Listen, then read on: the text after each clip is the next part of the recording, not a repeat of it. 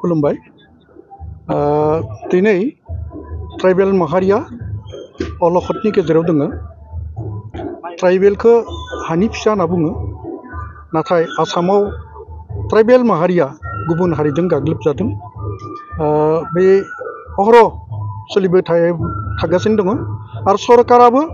माने बेबायदिनो ट्राइबेलफोरखौ गाग्लोबनानै माने गैया खालामनो थाखाय नाजाबोगासिनो दङ दा दिनै ट्राइबेल बेल एन्ड ब्लक दङ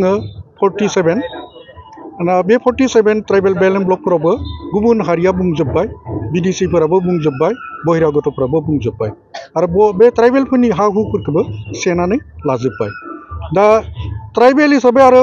6 हारिखौ ट्राइबेल खालामनो थांगासिनो दङ सरकारा बिसोरो जेरैबायदि माने दाबि दावा खालामदो बेखौ सरकारा गनायनानै माने ट्राइबेल होबावोब्ला सिगांनिफ्राय थाखानाय बे जिथु 14 ट्राइबेल दङ बे ट्राइबेल हारिया गोमालांगोन मानो होनब्ला माने बे ट्राइबेल हारिया लेखा फरानिफ्राय रांखान्थिया बायदि बायदियावबो माने गोजौ थाखोनि नङा दा जायफोरा 6 हारिया ट्राइबेल जानो नागिरदों बे हारिफोरा गोजौ थाखोनि बिसोरो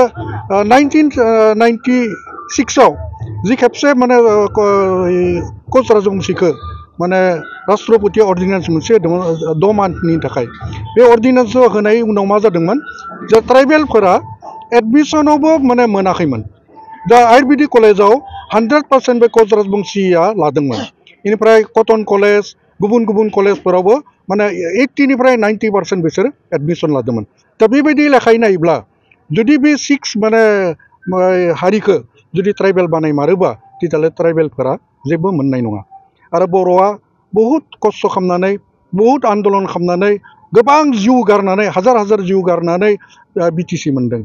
दिनै बे बिटिसियावबो MCLA निफ्राय बे चिफ जानो हानाय बे सिमाङा गोमालांगोन ओमफ्राय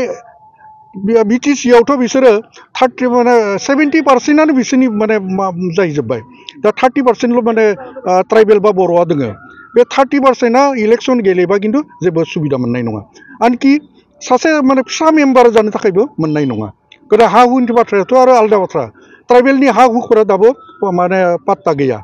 आरो बे जायगाफोराव सरकारि जाजोबगोन आरो सरकारि जायोब्ला गुबुन हारिफोरखौ बेयाव फज'जोबगोन आरो बेनिखायनो फैगौ 10 नभेम्बराव गुवाहाटी खानापारायाव ट्राइबेल संघ आरो सिसिट'आ गासैबो ट्राइबेल माहारिनि 26 माने संगठन लोगो नांनानै माने 10 नभेम्बराव मोनसे गण समाबेश लादो आरो बे गण समाबेशनि गेजेरजों सरकारनियाव दाबि दावा खालामनानै दिन्थिगोन जे जों कुनु पद्धति 6 हारिखौ जों माने ट्राइबेल खालामनो जों होआ आरो बेनिखायनो आं बे माध्यमनि गेजेरजों माने गासै हारिखौ खावलायो जे बे दिनखालि नोंथांमोना लैहोर बाहागो लानांगौ तामुलपुरनिफ्रायबो जों 1000से माने बेबायदि लांनो थाखाय नाजादों माने गरेस्वरनिफ्राय 2 गारि नागजुलिनिफ्राय 1 बा 2 गारि तामुलपुरनिफ्राय 4 गारि बेबायदि लांनो थाखाय जों नाजादों गथे बेयाव नोंथांमोना बाहागो लानांगोन आरो बाहागो लाना दिन्थिनांगोन जे माने सरकारखौ माने जोंबो माने उन्दै नङा आरो जों सहजाव जों मानिना लाया आरो जों जुदि बे बाथ्राखौ थाबैनो मानिना लायो माने गोबांफोरा पलिटिकेलि बेखौ नारसिननोबो नागिरदों बेखौ जुदि गनायमारोबा तेजाले बर' हारिया गोमालांगोन ट्राइबेल हारिया गोमालांगोन बेनिखायनो बयखौबो बे दिनखालि लैहोर थांनानै माने बाहागो लानांगौ आरो प्रटेस्ट खालामनांगौ गोजोन्थों बेथ' आसलते थिग जायाखै खिन्थु जों सान्दों बिथाङा जिखिनि खालामदों पलिटिकेलि खालामदों बधय आरो जुदि रियेलि खामारोबा खिन्थु माने गोरोन्थि जागोन खिन्थु जों साननायाव बिथाङा पलिटिकेल ग्राउन्डआवसो बेखौ खालामदों होनना जों माने आन्दाज खालामदों बेनिखायनो जों आरज बिथाङा बे जिथु माने माबायाव होदोंमोन बा बेखौ प्रेक्टिकेलि खामालासिनो माने पलिटिकेलि जुदि खालामोबा माने जों माने गोजोननाय मोनगोन बिथांमोना आरो ट्राइबेल बेल एन्ड ब्लक एरियायाव बिथांनि जिथु मेनिफेस्ट'फ्रावबो बुंदोंमोन जे ट्राइबेल बेल एन्ड ब्लकफोरावबो माने गुबुन हारिखौ माने हा होगोन होनना जिथु बुंदों बेथ' गोरोन्थि बाथ्रा खिन्थु बिथांनि बे मोनसे माने माबा बुंनायाव जों खोनाफिननो मोन्दों बायदेनायाव जों खोनाफिननो मोन्दों बिथाङा आयेन मथेसो मोनगोन होनना बुंदों आरो बेबायदिब्ला जोंहा गोजोननाय दङ आरो जुदि रियेलि होमारोबा तेजाले जों प्रटेस्ट खालामनांगोन आरो बिथाङा माबायदि होयो जोङो बेखौ आयेननि गेजेरजों बिजिरगोन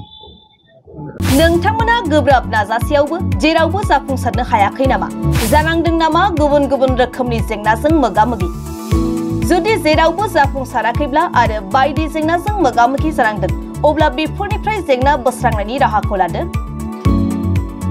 मायांनिफ्राय सोलोंथाइ लानाय मुंदांखा तान्त्रिक आरबाज कबिराजआ नोंथांमोननि बेफोर जेंनाखौ बोस्रांनानै होगोन। बयनिबो गेजेराव सोमजिबाय थाग्रा जेंनाफोर जेरै सोलोंथाइ लानायाव सोमजिनाय जेंना, हास्थायब्लाबो साख्रि मोनैनि जेंना, फालांगियाव जेंना सोमजिनाय, हा-हुनि जेंना, बिसि-फिसायनि गेजेराव दावराव-दावसि जानाय, मोजां मोनलायनायाव हेंथा सोमजिनाय जेंना, जुलि जानायनि उनाव गथ' मोनैनि जेंना, फेग्रा एबा निसा मुवा लानायखौ गारहोनायनि राहा, सुथुरनि गाज्रि नोजोरखौ दानगारनाय, जुलि जाखांनायनि उनाव गुबुनजों मोजां मोनलायनायनि सोमोन्दो लाखिनाय, राजखान्थि बिथिङाव जेंना बायदि बायदि जेंनाफोरखौ गैया खालामनायजों लोगोसे गोसो बोनो हानाय गोहोनि ताबिज एबा राजमुहिनी ताबिजखौ मुंदांखा आरबाज कबिराजनिफ्राय मोननो हागोन। अब्ला मानोथो गोबाव खालामनो? नोंथांनि जेंनाखौ गैया खालामनो थाखाय 7908887945 मबाइल नम्बराव फोनांजाब खालामदो आरो आरबाज कबिराजनिफ्राय सुबुरुन लादो।